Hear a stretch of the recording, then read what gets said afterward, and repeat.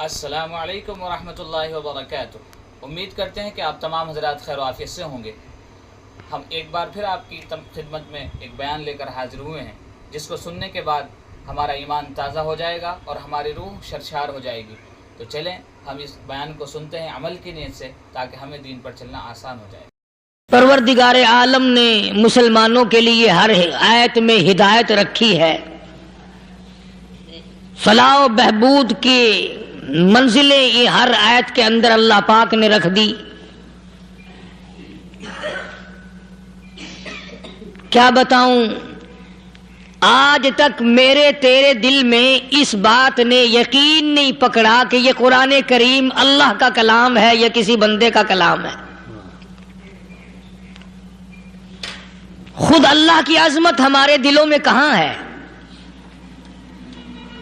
یہ تو اللہ پاک نے سوٹا لے کر اپنی خدائی ہم سے منوا رکھی ہے کہ کسی کی موت بھیج رہا ہے، کسی کو پیدا کر رہا ہے، کسی کو ہسپتال میں پھینک دیتا ہے، کسی کو تڑپتے ہوئے بازار میں لٹا دیتا ہے، کسی کو بھیک مانگتے ہوئے کو تخت شہنشاہی پہ بٹھا دیتا ہے، بادشاہ کا کان پکڑ کر گلیوں میں بھیک کے ٹکڑے منگوا دیتا ہے۔ خدا نے اپنی خدائی یوں منوا رکھی ہے۔ جہاں تک عظمتوں کا سوال ہے، وہ ہمارے یہاں کہاں ہے؟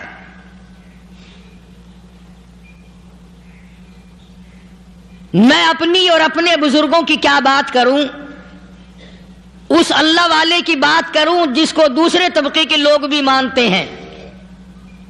پیر مہر علی شاہ صاحب رحمت اللہ علیہ گولڑا شریف والے اپنی ایک کتاب میں لکھتے ہیں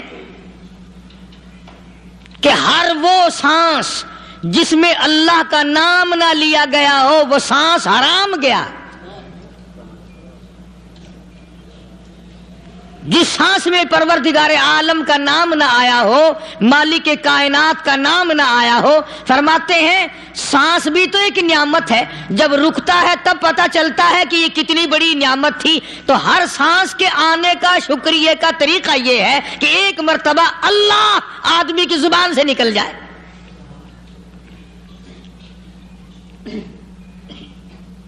ابھی تو میری تیری نظروں میں اولاد نعمت ہے، کوٹھی نعمت ہے، بنگلہ نعمت ہے، کار نعمت ہے، پیسے نعمت ہے، لیکن اصل نعمت جو سانس آ رہی ہے اس کو جانتے ہی نہیں۔ اس کی سمجھ اس دن لگتی ہے جس دن یہ سانس رکتا ہے، پھر بنتا کچھ نہیں۔ تو قرآن کریم کی ہر صورت میں، ہر آیت میں، ہر پارے میں اللہ تبارک و تعالی جل شانہ نے اپنی ذات و صفات لوگوں کو سمجھائی۔ اور کمال ہے کہ مخلوق خالق کو نہیں پہچانتی۔ کس طریقے سے سمجھایا جائے؟ اب آپ بالکل ذرا ابتدا کی طرف آئیں۔ ہر چیز کا مٹیریل آپ کو معلوم ہے۔ ساری دنیا کہتی آتی ہے کہ گڑ ڈالو تو گڑ کا مزہ آئے گا، شکر ڈالو گے تو شکر کا مزہ آئے گا، جتنا خرچ کرو گے اتنا ہی مزہ آئے گا، ویسا ہی لطف آئے گا۔ یعنی ہر چیز کا جیسا مٹیریل ویسا ہی مال تیار ہوگا۔ کبھی انسان نے بھی غور کیا اپنے مٹیریل کی طرف کہ میں بنا کس چیز سے ہوں؟ کبھی آدمی نے بھی سوچا کہ میرا مٹیریل کیا ہے؟ حالانکہ قرآن کریم للکار کی آواز دیتا ہے، ثم جعلناہ نطفۃ فی قرار مکین،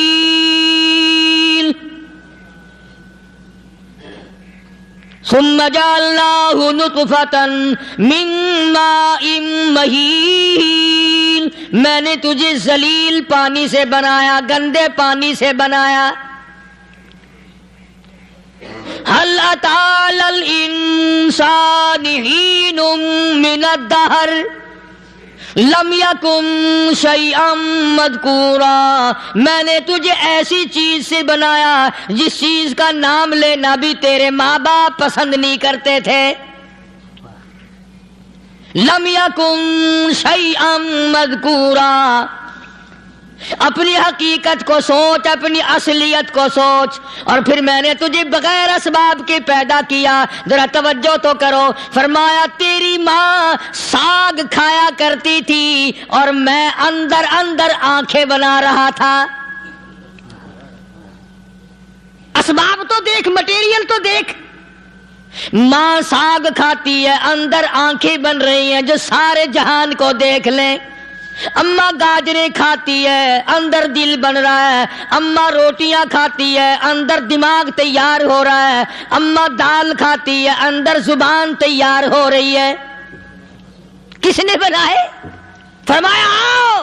کبھی تم نے آسمان دیکھ کر تمہاری سمجھ میں نہیں آتا، ستاروں سے میں سمجھ میں نہیں آتا، چاند کو دیکھ کر میری خدائی سمجھ میں نہیں آتی، سورج کو دیکھ کر میری خدائی سمجھ میں نہیں آتی. اور چل تو اپنے اصلیت کی طرف تو دیکھ کر مجھے مان جا. اپنے مٹیریل تو دیکھ. فرمایا تیری اماں ہزاروں چیزیں، سبزیاں، ترکاریاں، دال، گوشت کھاتی ہے، اندر ہڈیاں بن رہی ہیں. ادھر چائے کا پانی پیتی جاتی ہے تیری اماں، میں اندر اندر کتنا بہترین چہرہ بناتا جا رہا ہوں. فرمایا یخلقکم فی بطون امہاتکم خلقا من بعد خلق فی ظلمات ثلاث. اور میرے بندے میں نے تجھے 3 اندھیروں میں پالا. ماں کے پیٹ کا اندھیرا، جھلی کا اندھیرا، رحم کا اندھیرا. ماں کو پتہ نہیں ماں سوئی ہوئی ہے، میں بنا رہا ہوں. تیری اماں کام کاج میں لگی ہوئی ہے، میں تجھے بنانے میں لگا ہوا ہوں.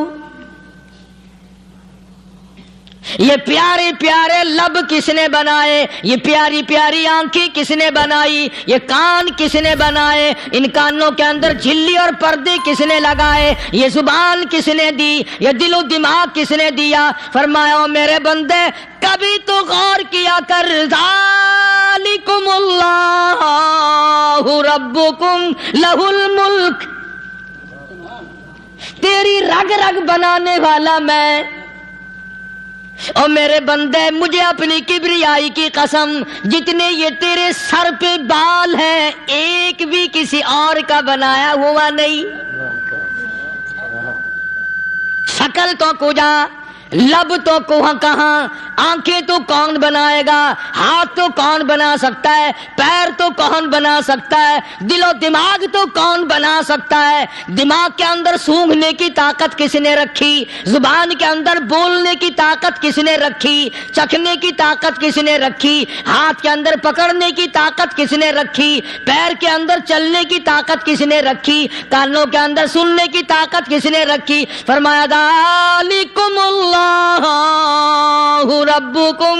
اور میرے بندے جب یہ سب کچھ کرنے والا میں اور میری یہ بات بھی مان جا تیرا رب میں ہوں.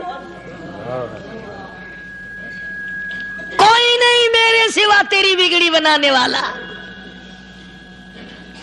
تیری مشکل کشائی کرنے والا کوئی نہیں، تیری حاجت روائی کرنے والا کوئی نہیں، تیری بگڑی بنانے والا کوئی نہیں. فرمایا تیری تو کیا مجال ہے، بڑے بڑے جب پھنسے سب نے میری ذات کو پکارا. فلما نجاہم الی البر اذا ہم یشرکون.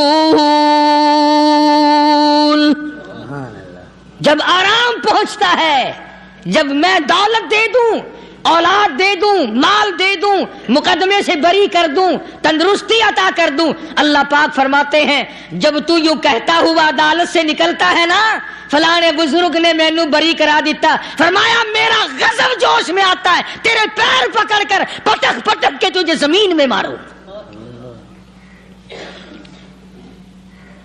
کیا میں نے نام غیروں کا؟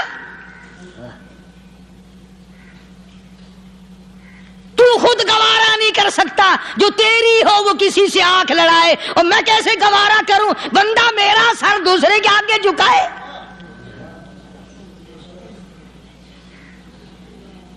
میں کیسے گوارا کروں؟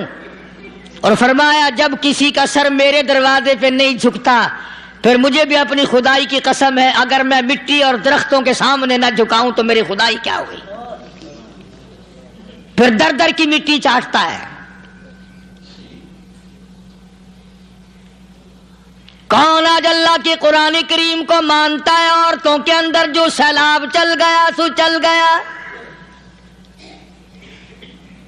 جو بات چل نکلی سو چل نکلی۔ فرمایا یا ایھا الناس،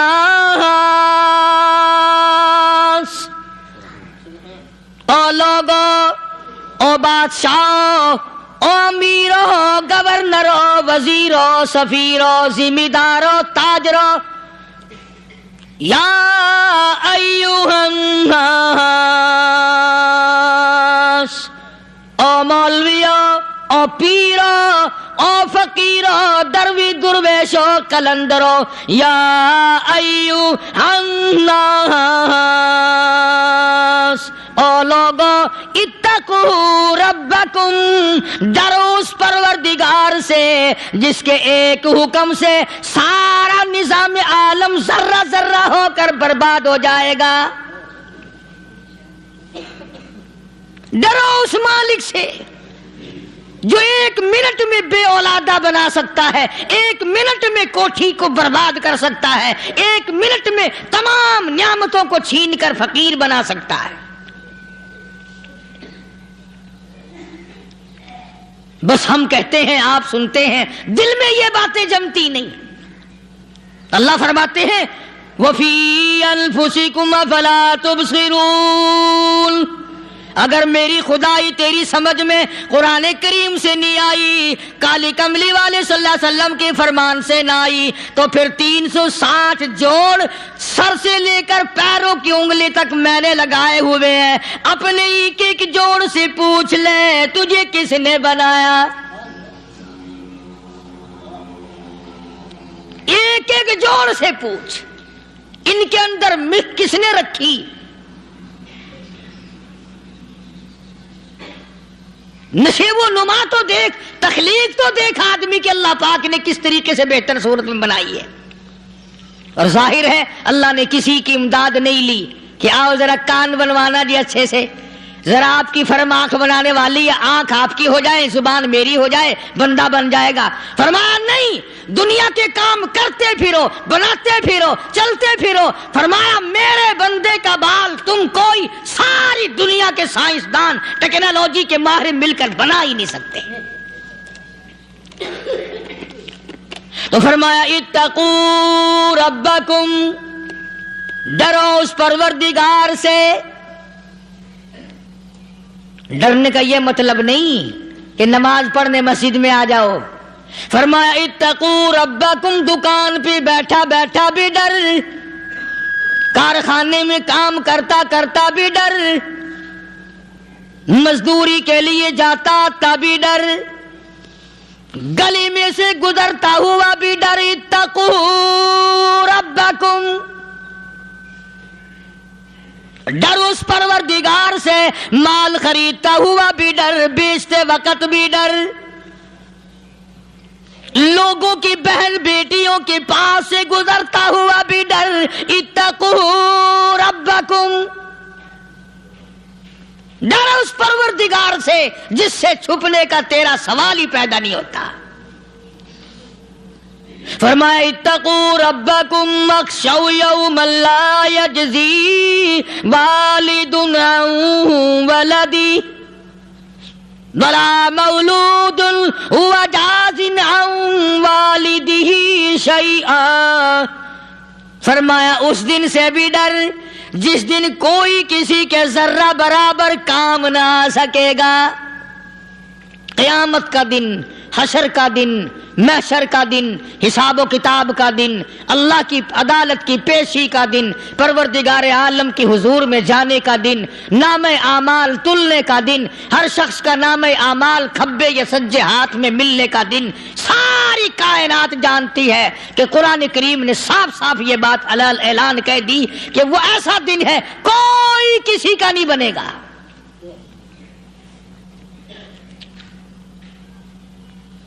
اولاد ماں باپ کی بننے کو تیار نہیں ہے، ماں باپ اولاد کے بننے اپنی اپنی میں جو پڑے ہوئے ہیں. بیوی خامند کی نہیں بنتی، خامند بیوی کا نہیں بنتا، اپنی اپنی مصیبت میں گرفتار ہے. روایت میں یوں آتا ہے، ارشاد ہے محمد عربی صلی اللہ علیہ وسلم کا کہ یہ جو دماغ ہے ناک کے ذریعے بہہ کر باہر نکل جائے گا.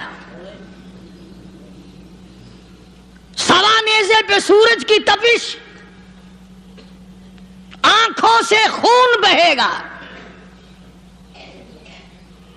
اہل محشر پناہ پکار اٹھیں گے، اور پھر کوئی 1-2 گھنٹے کی تو بات نہیں.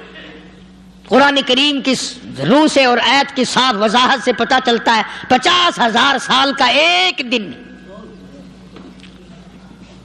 ذرا تصور میں تو لاؤ.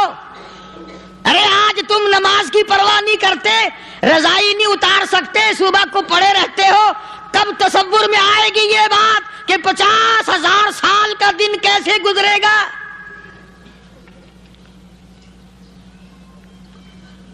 اب تو صبح کو عورت نہیں اٹھتی، مرد نہیں اٹھتا، شام کو یوں ہی کھا پی کر گدھے کی طرح بغیر نماز پڑھے سو جاتے ہیں، پرواہ ہی نہیں. فرمایا تعرج الملائکۃ والروح الیہ فی یوم کان مقدارہ 50,000 سنہ. 50,000 سال کا ایک دن. درخت نہیں، چھاؤں نہیں، کند نہیں، کوٹھی نہیں، بنگلہ نہیں، سمندر ختم، دریا ختم، نہر ندی نالے ختم، چشمے ختم، نل کے کنویں ختم، پانی کا نام و نشان نہیں. نظام عالم کو پہلے برباد کیا جائے گا، پھر یکدم سارا وجود ملا لیا جائے گا. اذا السماء انشقت، یہ آسمان کڑا کڑا کر کے پھٹ پڑے گا. وَإِذَا النُّجُومُ انْكَدَرَتْ، ستارے زمین پہ دھڑام دھڑام کر کے گریں گے. وَإِذَا الْأَرْضُ مُدَّتْ، زمین بوریے کی طرح سے لپیٹ دی جائے گی. وَإِذَا الْجِبَالُ سُيِّرَتْ، یہ بڑے بڑے پہاڑ ہوا میں کپاس کی طرح اڑتے پھریں گے. تمام کے تمام علامات قرآن کریم بتا رہا ہے. اور آج مسلمان ہے، میں خود ہوں، آپ ہیں، میں قسم کھاتا ہوں کہ ہمیں خدا کے کلام پہ یقین کوئی نہیں. اگر یقین ہو پھر یہ غفلت. صحابی مدنی کریم صلی اللہ تعالی علیہ وسلم کا ساری رات کروٹیں بدلتا ہے. صبح ہوئی بیٹی نے پوچھ لیا، ابا جان میں ساری رات دیکھتی رہی، آپ کو نیند نہیں آئی، کیا کوئی تکلیف ہے؟ دیکھنے والی بیٹی کے بھی قربان جاؤں، بے چین ہونے والے ابا کے بھی قربان جاؤں. آخر بیٹی بھی جاگ رہی ہوگی تبھی تو دیکھا ہوگا. کہنے لگے ابا میں نے ساری رات کروٹیں بدلتے دیکھا، کیا بات ہے، آج نیند کیوں نہیں آئی؟ فرمایا لختے جگر او نور نظر، او میری بیٹی کل قرآن کریم کی ایک آیت سن کے آیا ہوں، ثم لم یتوبوا فلہم عذاب جہنم ولہم عذاب الحریق.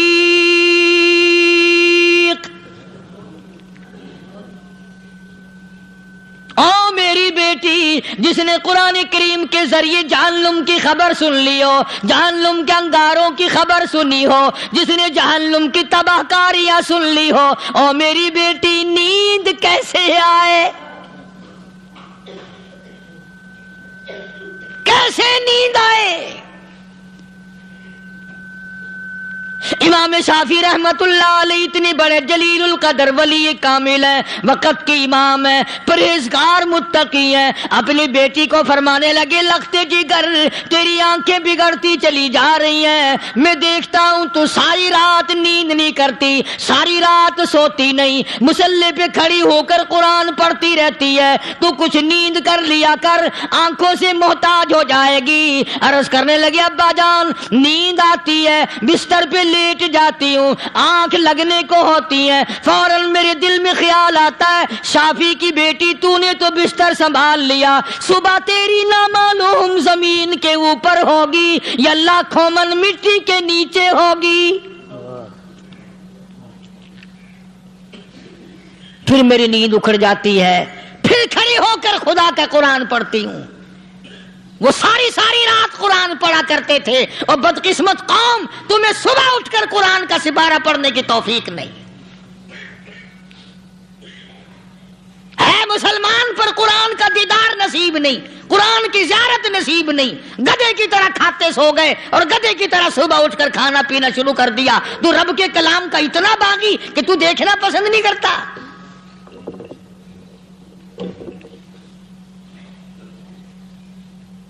اور دنیا کی چیز اگر گھر میں نہ ہو، ٹھنڈے ٹھنڈے سانس مارتے ہیں عورتیں بھی، ہاں جی اپنی زمین کوئی نہیں نا، اپنی ہاں جی مکان اچھا اپنے پاس کوئی نہیں، فلاں چیز اپنے پاس کوئی نہیں۔ کبھی کسی نے ٹھنڈا سانس مارا کہ ہم 10 آدمی ہیں گھر کے، ایک آدمی بھی قرآن پڑھنے والا نہیں، ہم سارے کے سارے پتہ نہیں کیسے اکٹھے ہو رہے ہیں۔ اگر دل میں عظمت ہو، ڈاکٹر ہو، افسر ہو، وزیر ہو، آخر ہے تو انسان، ہے مسلمان، ہے مدنی کریم صلی اللہ علیہ وسلم کا امتی، پھر قرآن سے اتنا دور کیوں ہے؟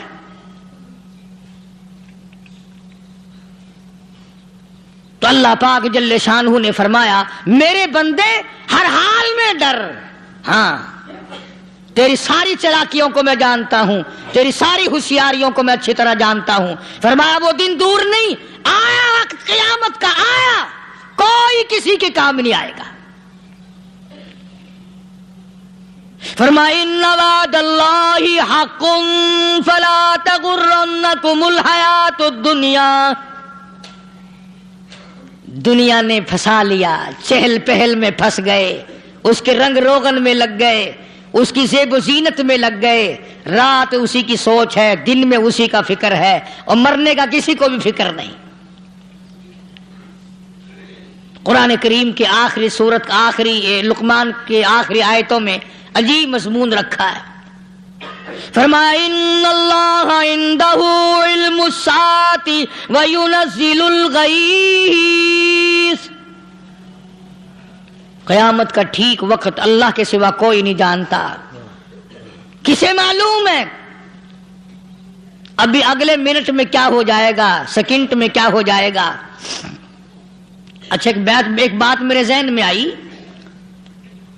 یہ بڑے بڑے لوگ آپ کو ملیں گے دیہاتوں میں بھی، بازاروں میں بھی، شہروں میں بھی، فلانا بزرگ غیب کی باتیں بتایا کرتا تھا، فلانا ولی یوں بتایا کرتا تھا۔ کبھی یہ بھی تو پوچھنا کہ اس ولی نے کبھی یہ بھی بتایا کہ میں مروں گا کب، کس دن مروں گا؟ جب اپنی موت کا پتہ نہیں تو اور کسی چیز کا کیا پتہ ہے؟ صرف اٹکل پچو تیر لگانے والی بات ہے۔ ابھی چند مہینے ہوئے یہاں میرے پاس چند نوجوان آئے ملتان شہر سے، اور کہنے لگے کہ 25,000 کی چوری ہو گئی ہے، بتا کدھر کون لے گیا، کدھر لے گیا؟ میرے پاس آئے یہاں، میں نے کہا بتا دوں گا پر آدھے لوں گا۔ کہنے لگا نہیں دیکھنا جی اتنا تو نہ کرو۔ اور میں نے کہا وہ سارے ہی چلے گئے یار، یقین کرو میں یہاں چارپائی میں بیٹھا ہوں دروازے کے باہر، عصر کے بعد پوری پارٹی آئی اسی شہر کی کہ 25,000 روپیہ گم ہو گیا ہے، بتا کدھر گیا ہے؟ سب لوگ کہتے ہیں قاری حنیف بتاتا ہے، سنو قاری حنیف بتاتا ہے، ٹیلا کرا دوں گا میں۔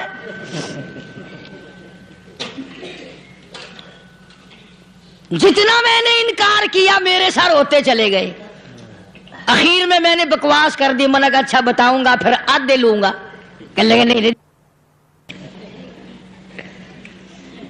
تماشا دیکھا، یعنی اندازہ لگاؤ کہ ہم شہر سے سن کر آئے ہیں کہ قاری حنیف چوریاں بتاتا ہے۔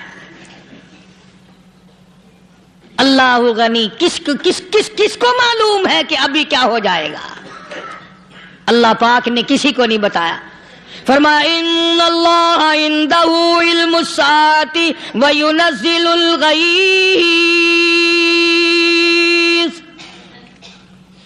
قیامت کا ٹھیک وقت کسی کو معلوم نہیں، بارش کا کوئی پتہ نہیں کب ہوگی، کتنی ہوگی۔ تم ابھی کہہ رہے ہوگے کہ جی محکمہ موسمیات والوں کو پتہ چلتا ہے، ان 3 مہینے میں یہ محکمہ موسمیات والے کئی دفعہ کہہ چکے ہیں کہ بندہ باندی ہوگی، مگر کچھ بھی نہیں ہوا، بلکہ جتنے یہ زیادہ بتلاوے نا اتنا ہی موسم خراب ہوتا چلا جاوے۔ پچھلے سال انہوں نے روئی کی گانٹھوں کی گنتی بتائی کہ اتنی کپاس پیدا ہوگی ملک میں، اتنی روئی کی گانٹھ بنے گی، اتنی باہر بھیجیں گے اور اتنی اپنے گھر رکھیں گے۔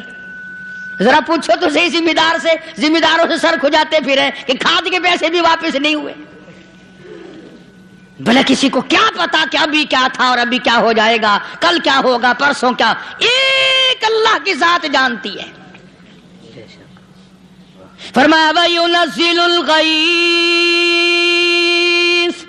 کوئی نہیں جانتا بارش کب ہوگی، کتنی ہوگی، کہاں تک ہوگی، کس قدر ہوگی، کس طرح میں ہوگی، کہاں نہیں ہوگی۔ وَيَعْلَمُ مَا فِي الْأَرْحَامِ،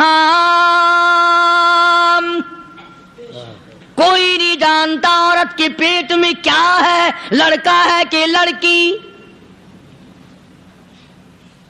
باپ کو پتہ نہیں، ماں کو پتہ نہیں، دادی کو پتہ نہیں، نانی کو پتہ نہیں، یوں کہ کسی کو پتہ ہو یا نہ ہو، حضرت صاحب کو پتہ لگ جاتا ہے۔ حضرت صاحب کو کیوں؟ حضرت صاحب ٹھڈ دے اندر وڑدا ہوندا ہے۔ تماشا دیکھ، کوئی کسی کو پتہ نہیں چلتا، اور خدا نے اپنی خدائی کسی کو تقسیم کر کے دینی نہیں۔ لم یلد ولم یولد، نہ میرے ماں باپ، نہ میں کسی کا باپ، نہ میری اولاد، نہ میں کسی کی اولاد۔ اللہ الصمد، بے نیاز، بے مثل، بے مثال ہوں، ہمیشہ سے ہوں اور ہمیشہ رہوں گا۔ سب میرے محتاج ہو، میرے دروازے کے گداگر ہو، میرے دروازے کے فقیر ہو، میرے دروازے کے دستے نگر ہو، آؤ مانگو کھاؤ، موت آئے مر جاؤ۔ اگر اکڑو گے، فرمایا پھر میں نے بڑی بڑی سزائیں دی ہیں لوگوں کو۔ ہاں میں تو توبہ بھی منہ سے نہیں نکلنے دیتا، کلمہ ہائے نہیں کرنے دیتا میں۔ جب میں موت کا پیغام دوں یکدم دل کی حرکت بند ہو جاتی ہے، ہائے بھی نہیں، اوئی بھی نہیں، اف بھی نہیں، کچھ بھی نہیں۔ فرمایا وَيَعْلَمُ مَا فِي الْأَرْحَامِ، کسی کو پتہ نہیں عورت کے پیٹ میں کیا چیز ہے۔ دیکھو نا، جس نے 9 مہینے بچہ پیٹ میں رکھا، جب بچہ پیدا ہوتا ہے نا، خود ماں بھی کان لگاتی ہے، بتائیں گی لڑکا ہے کہ لڑکی ہے۔ بےتابی سے انتظار کرتی ہے، بڑی بے قراری سے انتظار کرتی ہے عورت کہ یہ دائی بول لے، کوئی اور پاس والی بول لے، کوئی اور چھوٹی بڑی گھر کی عورت بول کے بتائے کہ لڑکا ہے کہ لڑکی ہے۔ اور جس نے 9 مہینے پیٹ میں رکھا، جب اس کو پتا نہیں تو پرلی طرف بیٹھے ہوئے حضرت صاحب کو پتا کیسے چل گیا۔ وَيَعْلَمُ مَا فِي الْأَرْحَامِ، زیادہ سے زیادہ تمہیں یہ کہیں گے جی فلاں بزرگ نے دعا کی تھی، اللہ میاں لڑکا دے گا، لڑکا ہو گیا، ٹھیک ہے، دعا تو بھی مانگ، بزرگ بھی مانگے، پیر بھی مانگے، فقیر بھی مانگے، عالم بھی مانگے، ماں بھی مانگے، باپ بھی مانگے، خاندان سارے مانگو۔ بات یہ ہے مانگو تو سارے، پر یوں کہو دینے والا وہ ایک ہے، بس یہ ہے اصل بات، اور مانگنے کی تو کوئی کسی کی وہ نہیں۔ امام الانبیاء محبوب کبریا حضرت محمد مصطفیٰ صلی اللہ تعالی علیہ وسلم سیدہ عائشہ صدیقہ رضی اللہ تعالیٰ عنہ فرماتی ہیں، میں سوئی ہوئی تھی، اچانک میری آنکھ کھلی، میں نے کالی کملی والے کو سجدے میں دیکھا، رو رہے ہیں، دعائیں مانگ رہے ہیں، رو رہے ہیں۔ حضرت عائشہ فرماتی ہیں اللہ اکبر، فرماتی ہیں اتنے روئے سرکار مدینہ صلی اللہ علیہ وسلم، سانس رک گیا، سانس گھٹ گیا آپ کا۔ حضرت عائشہ فرماتی ہیں میں اپنا جگر پکڑ کے بیٹھ گئی، کہیں آج بیوہ تو نہیں ہو جاؤں گی۔ نبی نے اتنا مانگا، اتنا مانگا، اتنا مانگا، اس کائنات میں مانگنے والا کوئی آیا ہی نہیں۔ ہر آن مانگا، ہر لمحہ مانگا، ہر گھڑی مانگا، اور اتنا مانگا۔ میری بات لکھ کے لے جاؤ انشاءاللہ، کچی پکی بات نہیں۔ سیدہ عائشہ صدیقہ رضی اللہ تعالیٰ عنہ گواہ ہے، سیدہ فاطمہ الزہرا رضی اللہ تعالیٰ عنہ گواہ ہے، نبی کی گھر والی گواہ، نبی کی لخت جگر نوری نظر فاطمہ الزہرا گواہ، فرماتی ہیں حضور کریم صلی اللہ علیہ وسلم کا جب آخری وقت آیا، آواز بالکل ختم ہو گئی، آواز بالکل پست ہو گئی، پھر بھی لب حرکت کرتے تھے، لب حرکت کرتے تھے، دونوں کی دونوں فرماتی ہیں ہم نے کان لگایا، آواز تھی ربی حبلی امتی، ربی حبلی امتی، اور میرے مولا میری امت کو معاف کر دے۔ اور خدا کی قسم کالی کملی والے نے آخری سانس تک مانگا ہی مانگا۔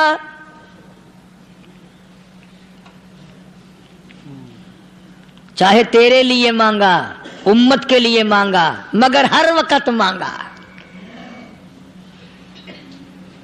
اور یوں فرمایا کہ میدان حشر میں جب لوگ چاروں طرف سے پریشان ہو کر، عاجز ہو کر، تنگ ہو کر، دھکے کھا کر، ذلیل ہو کر، انبیاء علیہ الصلوۃ والسلام کے مشورے سے جب حضور کریم صلی اللہ علیہ وسلم کے دربار میں آئیں گے، مشکاۃ شریف میں حدیث موجود ہے، ارشاد حضور کریم صلی اللہ علیہ وسلم کا، فرمایا لوگ مجھے سفارش کے لیے کہیں گے اللہ اکبر کبیرہ، تو یوں فرمایا یہ نہیں فرمایا کہ میں اللہ میاں کو ٹیلی فون کروں گا کہ دیکھنا ذرا خیال کرو امت آ رہی ہے میری، یا امت کو یہ کہے کہ رکا لے جاؤ، بلکہ یوں فرمایا جیسے امت آ کر کے مجھے پریشان کرے گی میں سجدہ کروں گا،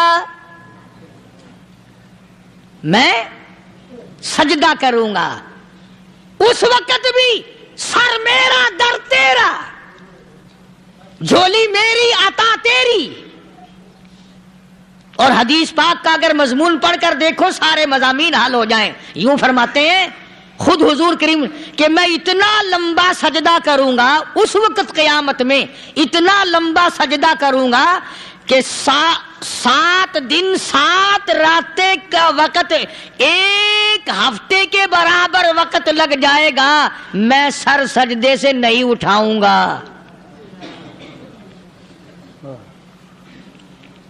اتنا لمبا سجدہ کروں گا کہ ایک ہفتے کے مقدار وقت لگ جائے گا۔ یہ مقدار کیوں فرمایا؟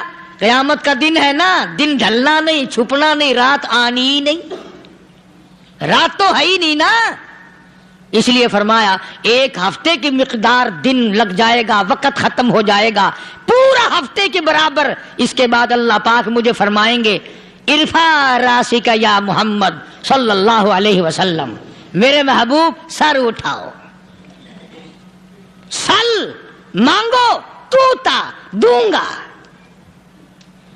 مانگو دیا جائے گا، سوف یعطیک ربک فترضی، تیرا رب تجھے راضی کر دے گا۔ صحابہ اکرام رضوان اللہ تعالی علیہ مجمعین نے عرض کر دیا یا رسول اللہ صلی اللہ علیہ وسلم آپ کس وقت راضی ہوں گے؟ کتنے لوگ جنت میں چلے جائیں گے، دوزخ میں چلے جائیں گے، آپ کس وقت راضی ہوں گے؟ خدا کی قسم اس محسن کائنات کا کیا کہنا کالی کملی والے نے جو ہم پر مہربانی فرمائی۔ یوں فرمایا جب تک ایک ایک امتی کلمہ پڑھنے والے کا ہاتھ پکڑ کر جنت میں نہ لے جاؤں میں محمد الرسول اللہ کو چین نہیں آئے گی، ایک ایک کو لے جاؤں گا اور چین نہیں آئے گا مجھے اس وقت بھی۔ تو عرض یہ کر رہا تھا کہ قرآن کریم نے اور تمام چیزوں میں عقیدے کا سدھار کہ عقیدہ بناؤ، یہ جو عقیدہ ہے نا اس کی حیثیت ایسی ہے جیسے پہلی اینٹ عمارت کی،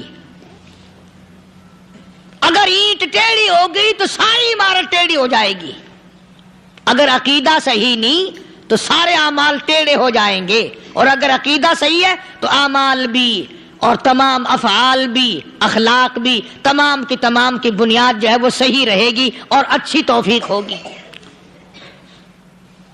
یہ عربی کلمہ ہے، آپ اور میں اگر کلمے کا معنی سمجھ لیں پھر بھی بات بنتی ہے۔ یہی تو معنی لا الہ الا اللہ، کوئی نہیں بگڑی بنانے والا، کوئی نہیں حاجت روا، کوئی نہیں مشکل کشا، کوئی نہیں تیرا ہاتھ پکڑنے والا، کوئی نہیں مجھے اور آپ کو اولاد دینے والا، کوئی نہیں بیوی بچے دینے والا، کوئی نہیں یہ ہر روز روٹی کھلانے پانی پلانے والا اس کے سوا کوئی نہیں الا اللہ، ایک اللہ کی ذات ہے۔ اور فرمایا کہ یہ بتایا کس نے کہ یہ سب کچھ کرنے والا کون ہے؟ محمد الرسول اللہ صلی اللہ علیہ وسلم، کہ ہمارے آقا اور مولا حضرت محمد الرسول اللہ صلی اللہ علیہ وسلم نے بتایا۔ تو قرآن کریم کی ان آیتوں نے وضاحت کر دی، وما تدری نفس ماذا تکسب غدا، کسی کو پتہ نہیں کل کیا ہو جائے گا، صبح کو کیا ہو جائے گا، شام کو کیا ہو جائے گا۔ وما تدری نفس بأي أرض تموت،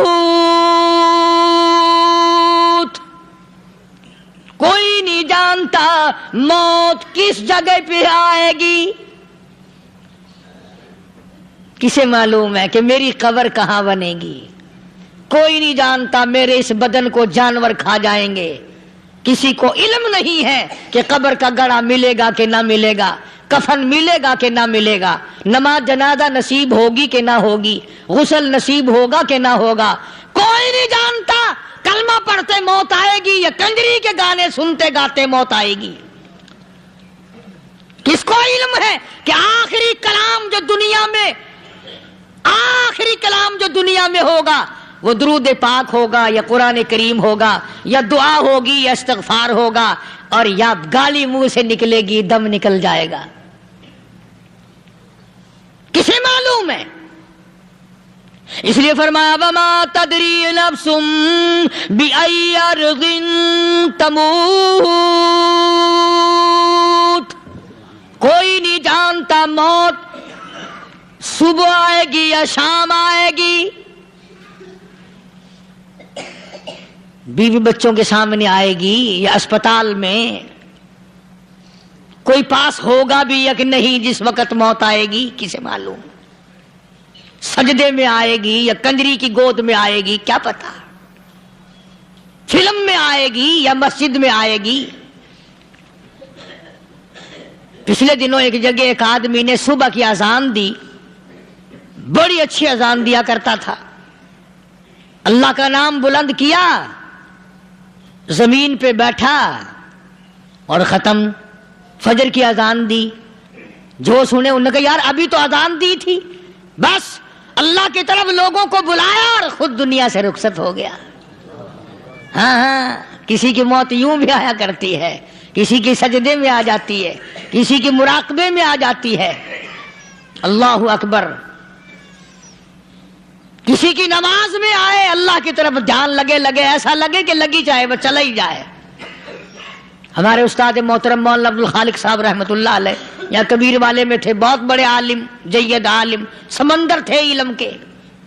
بس صبح کی نماز کے بعد مراقبے میں بیٹھے اللہ اللہ کر رہے ہیں، بس جیسے اتحیات میں بیٹھتے ہیں نا اسی طریقے سے بیٹھے تھے۔ دن چڑھ گیا، بھتیجے نے آ کر کے کہا حضرت ناشتہ تیار ہے، جواب کوئی نہیں۔ پھر کچھ دیر کے بعد آیا کہ حضرت ناشتہ تیار ہے، جواب کوئی نہیں۔ اور دن چڑھ گیا، ہاتھ لگا کے دیکھا کہ حضرت تو پہنچ گئے اللہ کے یہاں۔ کس حالت میں؟ ایسی اللہ اللہ اللہ سے لو لگائی کہ اللہ ہی کے یہاں چلے گئے۔ اور ان اللہ والوں کے پاس اس نیت سے لگا کرو میری آخرت بن جائے، میری قبر بن جائے، میرا آخری کلام جو دنیا میں ہو وہ کلمہ ہو، استغفار ہو، درود پاک ہو، قرآن کریم ہو، پھر تو مزہ ہے۔ اور اگر ہائے ہائے ہائے ہائے کرتے مر گئے تو کیا ہوا؟ فرمایا ان اللہ علیم الخبیر، میں خدا کی ذات تمام چیزوں سے واقف ہوں، مجھے تو پتا ہے نا، تیرے ایک ایک سانس کا پتا ہے، تیری رگ کے ایک ایک خون کے قطرے کا مجھے پتا ہے۔ اس لیے کہا کرتا ہوں کہ عادت ڈال لو درود شریف پڑھتے ہوئے چلنے پھرنے کی، کلمہ کلام پڑھتے ہوئے چلنے پھرنے کی، استغفار کرتے ہوئے چلنے پھرنے کی۔ پہلے زمانے میں جب ٹھوکر لگتی تھی تو لوگ سبحان اللہ کہتے تھے، اللہ اکبر، استغفر اللہ۔ اب گالی منہ سے نکلتی ہے، اب گالی منہ سے نکل رہی، گالیاں بکتے ہوئے لوگ مر رہے ہیں۔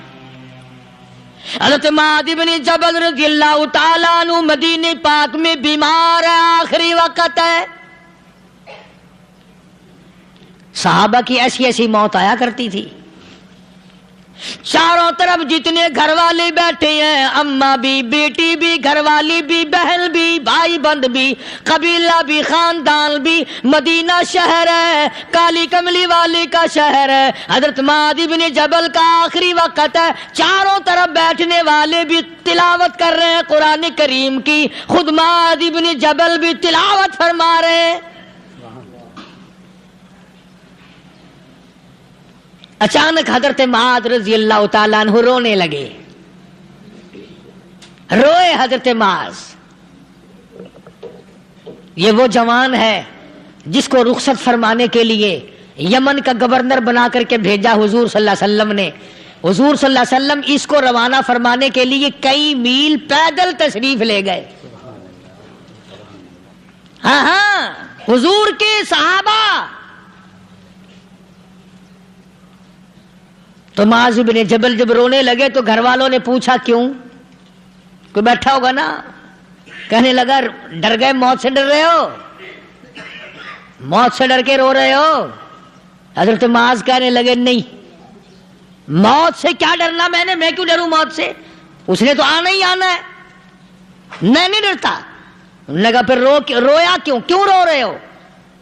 اللہ اکبر۔ صحابی کہتا ہے میرے دل کی تمنا میرے دل میں رہی، میری آرزو پوری نہ ہو سکی، میری حسرت میرے دل میں رہی، میرا شوق پورا نہ ہو سکا، میری آرزو پوری نہ ہو سکی، میری تمنا پوری نہ ہو سکی، بستر پہ موت آ رہی ہے اس لیے رو رہا ہوں۔ اے کاش رمضان کا مہینہ ہوتا، میں روزے دار ہوتا، گرمی کا موسم ہوتا، مجھے سخت پیاس لگی ہوتی، کفار سے مقابلہ ہوتا، میدان جہاد اور جنگ ہوتا، میں کئی کافروں کو قتل کر دیتا، پھر وہ مجھے قتل کر دیتے، میری زبان کاٹ لیتے، میری اللہ کے یہاں پیشی ہوتی، میرا رب مجھ سے پوچھتا معاذ دنیا سے کیا لایا؟ میں عرض کرتا الہی بولوں کیسے، تیری راہ میں زبان کٹا کے آیا ہوں اور روزہ رکھ کر آیا ہوں، تیرے محبوب کے حوض کوثر کے پانی سے روزہ افطار کروں گا۔